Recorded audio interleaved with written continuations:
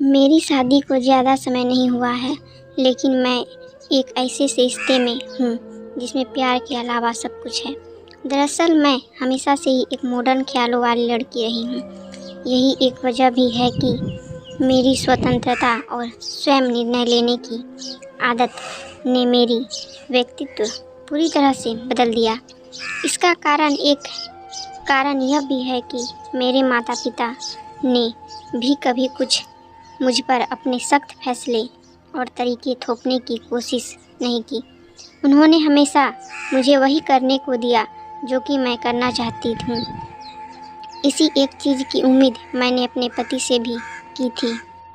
इसलिए मैंने अपने लिए एक आदर्श मैच की तलाश की, जिसके बाद मेरी मुलाकात अविनाश से हुई।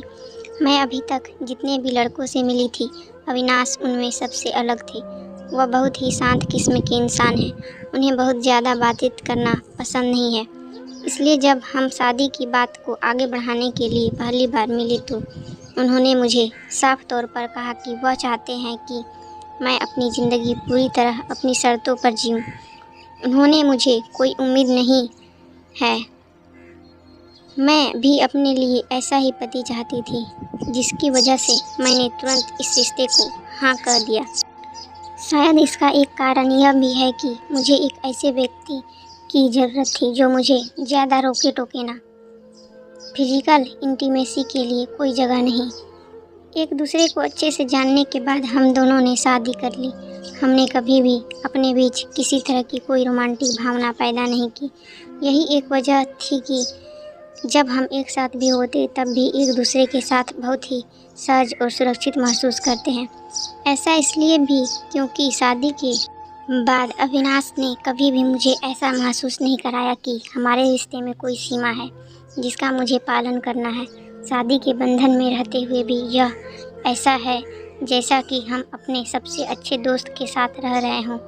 हमने भले ही एक दूसरे से शादी की हो, लेकिन इसके बाद भी हमारे रिश्ते में फिजिकल इंटीमेसी न के बराबर थी।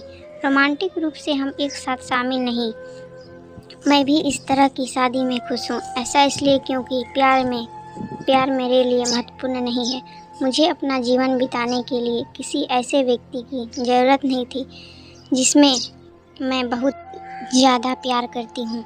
मुझे केवल एक ऐसे व्यक्ति का साथ चाहिए था जो मुझे मूल रूप से मुझे समझ सके, मेरे सपनों को समझे, अपने फैसलों को मुझे थोपने की कोशिश बिल्कुल ना करे। यही एक वजह भी है कि अविनाश मेरे लिए वह सब कुछ बन गया जिसकी कल्पना मैंने अपने जीवन साथी के रूप में की थी। हालांकि अविनाश का केवल इतना कहना है कि इस बारे में मैं उसके परिवार को कुछ भी पता नहीं चलना चाहिए। वह चाहता है कि किसी को भी कभी इस बात का पता ना चले कि हम एक दूसरे के साथ रोमांटिक रूप से शामिल नहीं हैं। हम बस कहने भर को साथ हैं। दूसरे शादीशुदा जोड़ों की तरह हम भी अपने रिश्ते को ब्रांडेड करने के लिए कभी कभार पार्टियों की योजना बनाते हैं। हम एक दूसरे के लिए सोशल मीडिया हैंडल पर प्यार भरे पोस्ट भी करते हैं। ऐसा इसलिए क्योंकि वह चाहता है कि दुनिया को पता चले कि हम एक दूसरे से कितना प्यार करते हैं। हम एक साथ बहुत खुश हैं। मेरे साथ वह शानदार वेकेशन भी प्लान करता है। पिछले साल हम दोनों मियामी गए थे, जहां हमने साथ में अच्छा समय बिताया था। हालांकि आपको जानकर हैरानी होगी कि जब हम एक साथ यात्रा करते हैं तो हम मुश्किल से ही एक दूसरे के साथ समय बिताते हैं। हम बस कहने भर को साथ होते हैं। घर से निकलने के बाद वह अपने पसंदीदा काम करने में व्यस्त हो जाता है और मैं अपनी चीज़ों में खुद को बिजी कर लेती हूँ। दूसरे मर्दों के साथ रिश्ते बनाने में भी कोई परहेज़ नहीं।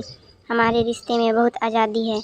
मैं आपको बता दूं कि अविनाश को दूसरे मर्दों के साथ मेरे रिश्ते बनाने में भी कोई परहेज़ नहीं है। मेरा ऐसा करने पर वह बहुत खुश होते हैं। हालांकि वह चाहता है कि मैं अन्य लोगों के साथ भी बातचीत करूं। वह मुझे लोगों से मिलवाते भी हैं। हम चाहते तो किसी के साथ रिश्ते में आ सकते हैं। वह केवल मुझसे एक चीज़ चाहता है कि मैं जो कुछ भी करूं उसको लेकर बहुत सावधान रहूं, ताकि हमारे करीबी दोस्तों और परिवार के सदस्यों को इस बात की भनक न लगे कि हमारे बीच क्या चल रहा है। मैं भी यही चाहती हूँ ताकि कोई भी हम दोनों पर सवाल ना उठा सके। मेरी तरह वह भी चाहता है कि इस सब में हमारे परिवार वाले बिल्कुल भी शामिल ना हो। ऐसा इसलिए क्योंकि हर कोई हमें समझ नहीं पाएगा। हम बस पारंपरिक जोड़े की तरह रह रहे हैं। हम साथ खुश हैं। जब तक हम खुश हैं तब तक हमारे लिए इस रिश्ते में कुछ भी गलत नहीं है। कहानी अच्छी लगी हो तो वीडियो को लाइक और चैनल को सब्सक्राइब करें। इस तरह कहानी सुनने के लिए हमारे चैनल को ज़रूर सब्सक्राइब करें।